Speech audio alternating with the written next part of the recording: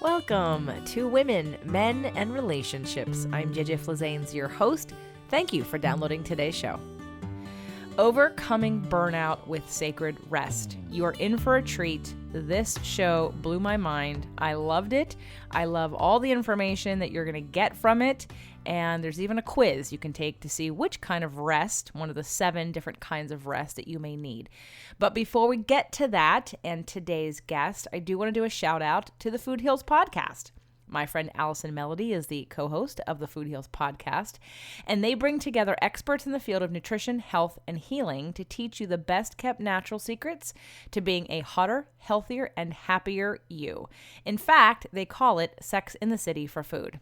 If you love my show, you will love their show too. And right now, Allison and the Food Heals podcast ladies are giving away Lululemon swag bags to 10 lucky listeners who enter today. And let me tell you, I have some of these products already, and they're fabulous. So 10 winners will be shipped swag bags with organic, non-toxic, vegan health and beauty products like Zatique facial serums, which is awesome, a beautiful Welly water bottle, the Natural Dentist Peppermint Twist Rinse, also very awesome, Thrive probiotics, which are awesome. I just tried them for the first time, Axiology cruelty-free lipstick, which I have but haven't tried, 4 Stigmatic mushroom coffee, an issue of Veg News magazine, Vermont soap, B4 vitamin supplement drink, Addictive Wellness caramel, chai, and cacao elixir blends. I love Addictive Wellness. They actually supported my book launch, but I have not tried the caramel, chai, and cacao elixir blends, Banish oils and anti-aging skincare products, WM nutrition workout and weight loss supplements, and more. Here's how to enter. Step 1, subscribe and listen to the Food Heals podcast. Step 2, leave a rating and review on Apple Podcasts or wherever you listen to podcasts. Step 3, screenshot your review and post it to Facebook, Instagram, or Twitter. And step 4, tag at Food Heals Nation and use the hashtag #FoodHealsSwag in your post. So check out our friends from Food Heals at foodhealsnation.com, Apple Podcasts, or wherever you listen to podcasts. So one more time, you're going to tag at Food Heals Nation and use the hashtag FoodHealsSwag in your post after you leave a rating and review for their wonderful swag bag items, which I have had the pleasure to have a lot of them. So it's a great deal. So check it out.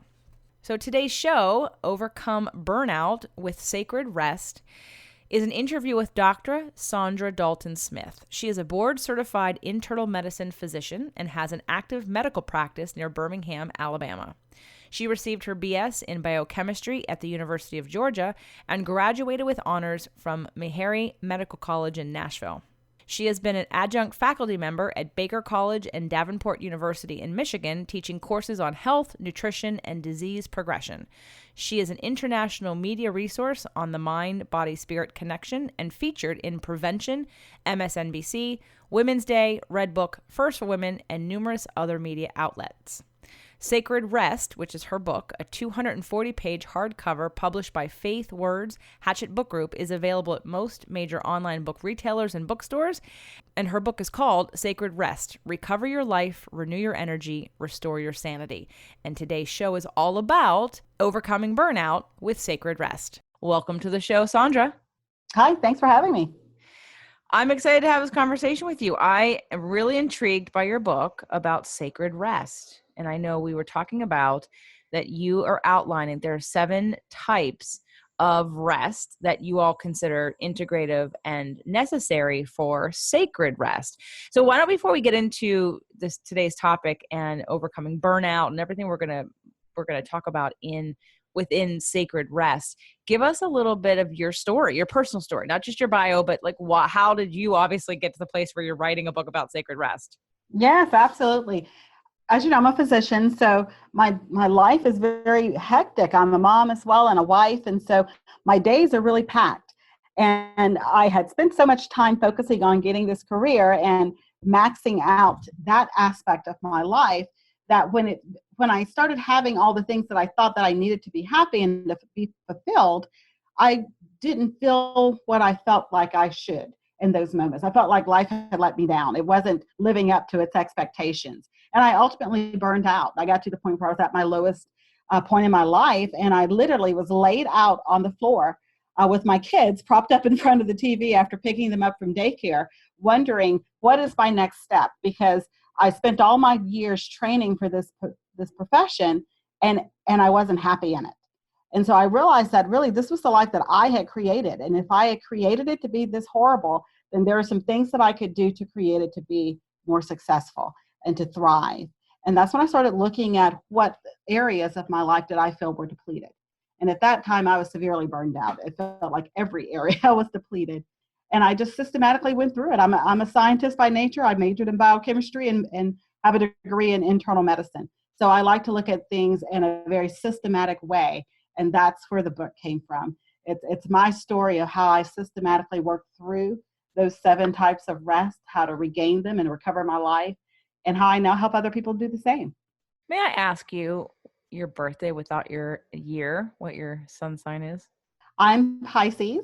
How are you? What's your birthday? I am. It's March 2nd. Mine's March 5th. Oh.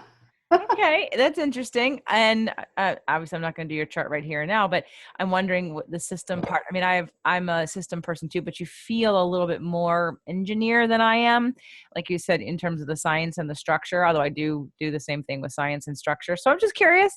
I always like to ask people, because the other aspect to me astrologically for Pisces is that we're so susceptible for burnout because we're so emotional, and I feel like that energetic part of us also can easily get depleted when we overgive and we give to other people, and we're always doing for others. So that I just have to rope that in. Since I know we're going to go down a very scientific path as well as an integrative one with you, I just wanted to bring in a question. I was just curious about your sign. So okay, so let's talk about the first of all, can we define for the people who are listening what sacred rest means to you? To me, sacred rest is looking at rest in a way where it is no longer optional. It is something to be treasured and to be valued, and that we should put a priority on, because so often we look at rest as kind of this extra thing we'll do when we finish the work. But the problem with that is the work is never done. There is always more work that you can do. The to-do list never completely gets done. So we have to be able to look at rest as something that's going to be at the forefront of our day, and not just this extra that we'll do when we get to it. What are some of the main symptoms that people come to you for who I mean, do they know they're coming to you for rest, or they come just with different symptoms and you, by assessing them, make sure that they get rest in? Yeah, that's a great question, because most of the time when people come to me as an internist, honestly, it's after they've already gone through kind of in our area, we call them doc in a box. They've gone through the urgent cares. They've visited with multiple doctors about a lot of just vague symptoms, headaches, body aches, they can't sleep, they have difficulty concentrating, their memory's not what it used to be. Just all of these vague symptoms that they can't kind of pinpoint what the problem is. And so they've received all of these unnecessary tests trying to determine if their adrenal glands are malfunctioning or their thyroid glands are hypoactive. And what ends up happening is they get all these tests done that tell them that nothing's wrong. And so a physician comes back and says, you're fine, nothing's wrong with you, but they still feel like crap, and they still can't sleep, and they still can't concentrate, and they're still not happy. And so they go to a specialist, someone who can do a more thorough exam. And so when they end up at my office, that's the conversation we have, is just going through, what have you done so far? What are your symptoms? And then most of the time as they're talking, I start asking some of the same questions that I actually have incorporated in my rest quiz, to help them be able to see where they're actually having a rest deficit. And that's when the light bulbs start coming on, because so many of them will say, well, yeah, that other doctor told me to get more sleep. And so now I'm sleeping 8 hours, but I still wake up tired. And when that happens, the problem isn't that you need more sleep. The problem is you need the right type of rest. Oh, I love that. Yeah, sleep is not just about the hours that you spend. Absolutely. And I'm guessing we're going to uncover that with these 7 types of rest, correct? Yes, absolutely. Right, let's go through them. What's number 1?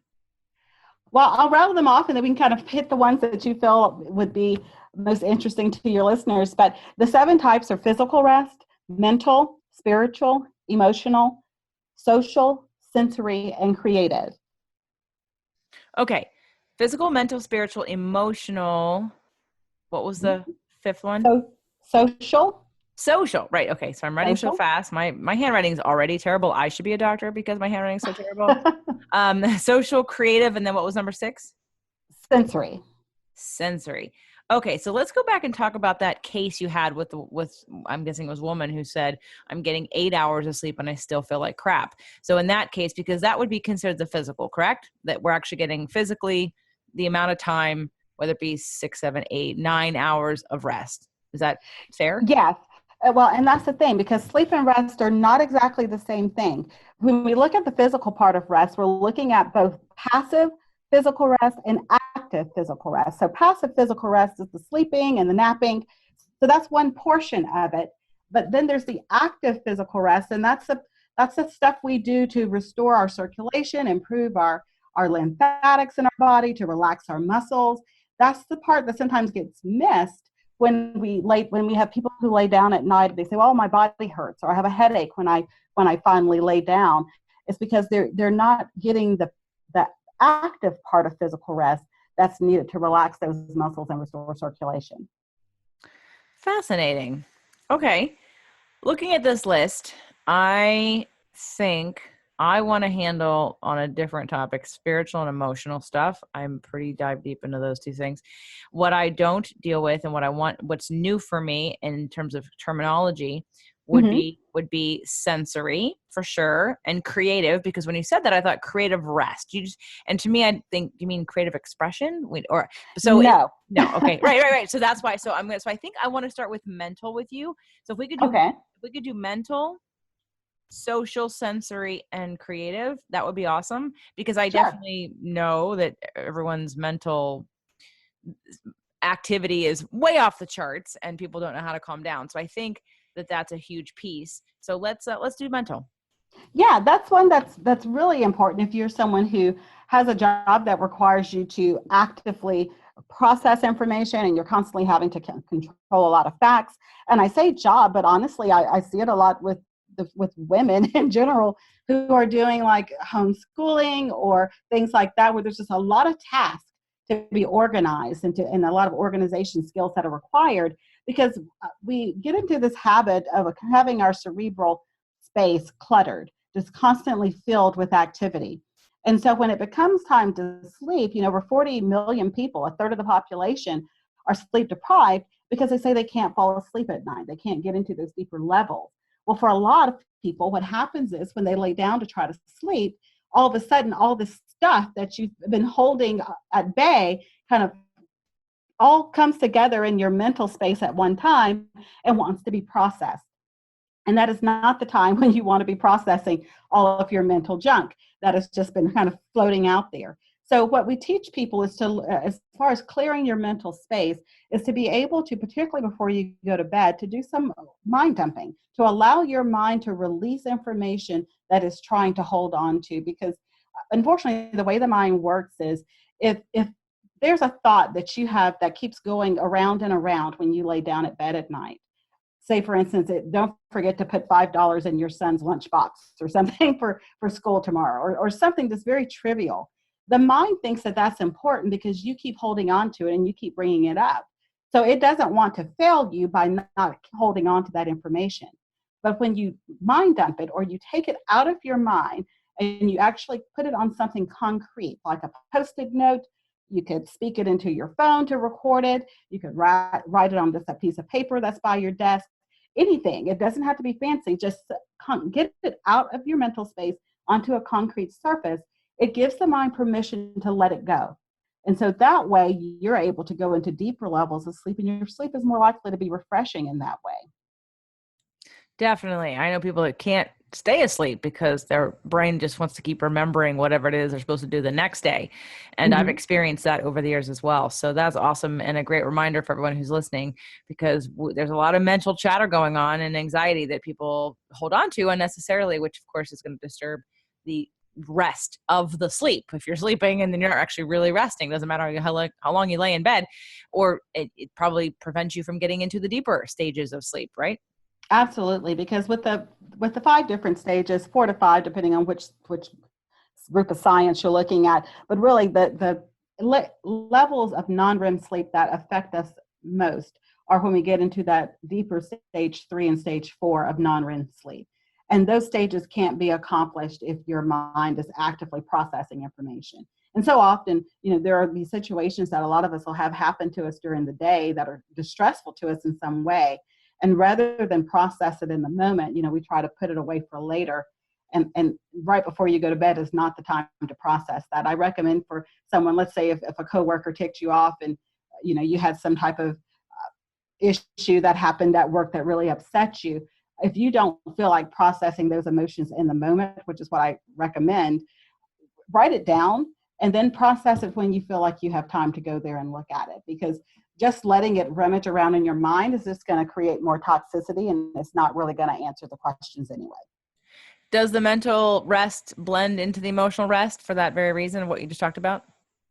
It does to some degree, because really for me, I define emotional rest as the ability to be authentic in expressing our feelings and eliminating those people-pleasing type behaviors that cause us to feel like we're constantly performing and on show. There's a level of professionalism that comes with a lot of jobs, and what happens with that is we take those personas with us wherever we go, instead of having the ability to release that with those relationships that allow us to just truly be authentic. Okay. So let's spend some time on social rest. Tell me, define social rest. Social rest is the rest that comes when we are around people who revive us. So many of our relationships are relationships that are depleting. People are wanting something from us. And it's not that that's a negative thing. It's fine to be needed. Your kids, your spouse, they need you for whatever reason. But to only have those types of relationships in your life creates this constant pull without ever replenishing. And so social rest is allowing yourself to make it a priority to be around those people who are life-giving, who feed you, who help you to feel stronger and to feel better. And that when you leave your time in their presence, from being in their presence, you actually can tell that you leave those moments better than how you entered in. Well, you just gave me another great angle for me to invite people to my event, because that's a huge piece of it, is that social rest piece. So thank you for that. That's great. And I absolutely know exactly what you're talking about. And I'm sure everybody does as you describe it, because there are people that when you're with them, you feel depleted, and other people that you get energy from. It's a very obvious feeling of either exhaustion or being really amped up and inspired and feeling energized, and possibly feeling just seen and heard and sort of more comfortable in your skin. So I think that's a great social rest. Okay. The next one, I'm going to make a guess that sensory rest has to do with technology and some technology and watching things and too much activity going on that stimulates us. It does. It's basically, most of us have just continuous onslaught of sensory input coming in from things like our electronics, but also from things like the fragrances your coworkers wear, the background noise, and where your office space may be. Your five senses are constantly being just bombarded with activity, and sensory rest is taking time to specifically downgrade that exposure. So whether that's having a time period where you unplug from your electronics, one time, which I think most people really should start practicing, is just when you're at the table with your family. I think that should be a no cell phone zone, just because you can actually get some social rest in those moments when you're not staring at other things. Also with sensory rest, if you're working at a computer or you're someone who has to stare at something for a long time, then taking moments where you're allowing yourself to close your eyes. It's something as basic as that. Relaxes the facial muscles, eases the tension, and it allows your occipital nerve, the nerve from your eyes to your brain, to actually kind of turn off. And so you can feel that, just the sensation of that. Someone who's listening can just do it right now. Just close your eyes for a moment, and you can feel how that changes something in you. It's that momentary sensory deprivation that has a restorative effect. And some people ask me questions about sensory deprivation tanks. They're fantastic for people who have learned the practice of sensory deprivation before they get to the tank. However, for those people who are sensorily overloaded most of the time, when you put them in the tank, some of them will panic because they're not used to silence, or they're not used to darkness. And so you have to start practicing some of that before you go to that extreme. That's great advice. I know someone who did it recently and did enjoy it. When they came out, I wasn't there to experience their experience, but that person in particular, I know, would do a lot of sensory overload from multiple, like TV, cell phone, and tablet all at the same time every morning. I was like, oh, wow. So I didn't hear any negative feedback about not being able to handle being in the tank, but I think that's it's like coming off of a drug. It's like detoxing. I think that's great advice, because people would think, oh, the theory of it's really good. But I think and maybe even as a good test, I think people don't really realize how much they're overloaded until all of a sudden they're not. It's like earthing and going to the beach on a vacation. People think it's the vacation, which sometimes it is, but it's also the fact that you're detached from technology, and then you're getting all those great frequencies from the earth and from the ground. And it's that, or being outside in nature somewhere in the woods, doesn't have to be the beach. But I don't think people are even aware of their dependency and their habitual habits around having too much stuff going on around them. I think I know I'm super sensitive to it. And I think that's part of the Pisces-ness being, and also just like you, getting burned out. And once you've hit that wall pretty hard one time, you go, don't do that again. So we pull back a little bit and start to learn how not to get there, because recovering from there is not fun, right? Absolutely not. And I like that you mentioned about the beach and about being out in nature, because that's a great introduction to what creative rest looks like. That is, in essence, what creative rest is. When I mention that, so often people think I'm talking about them creating something, but that's not rest. That's work. You're creating something.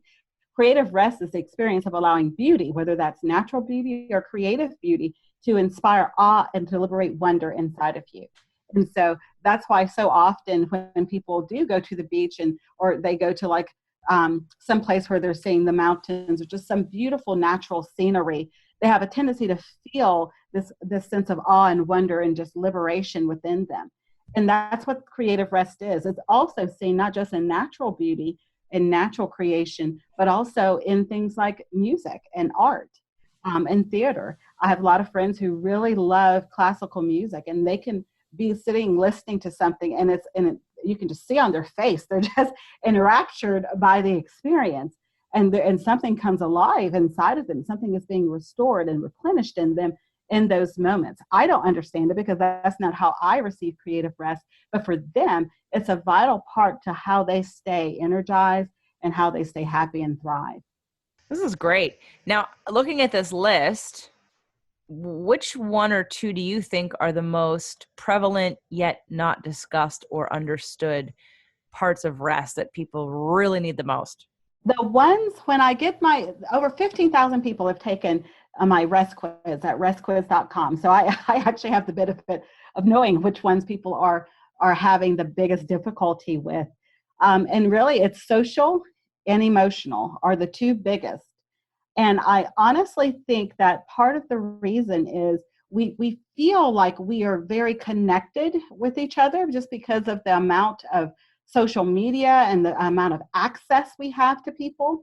But that those connections are lacking in that oftentimes they don't really have that freedom of authenticity, because we're either wanting something from people or we're trying to present something in a way that they are receptive.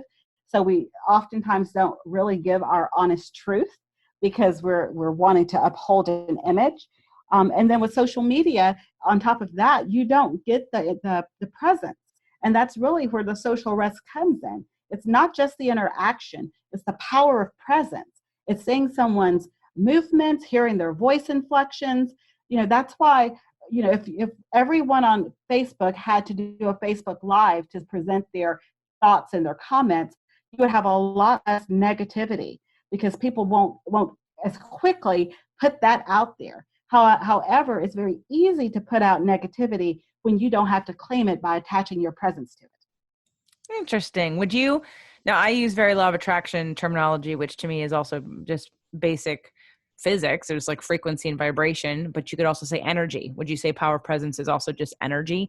So when it comes to social rest, we're talking about feeling the energy of a person? Yeah, it's how that person, how they're interacting with you. It's how they make you feel. Gotcha.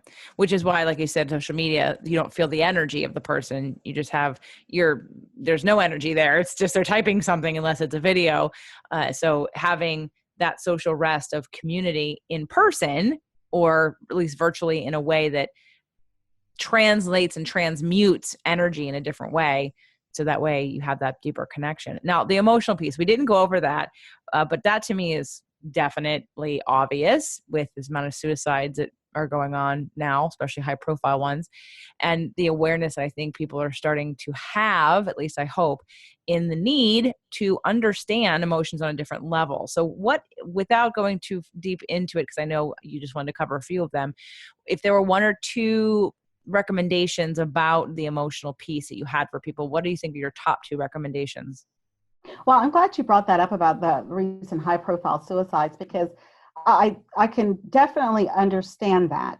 When just talking about my own personal story, when I was looking back at that time that I was burned out, at that time I was being featured in Fox and Redbook and Prevention. And, my life on the outside looked like a success story, but my heart and my ability to enjoy my life was not there.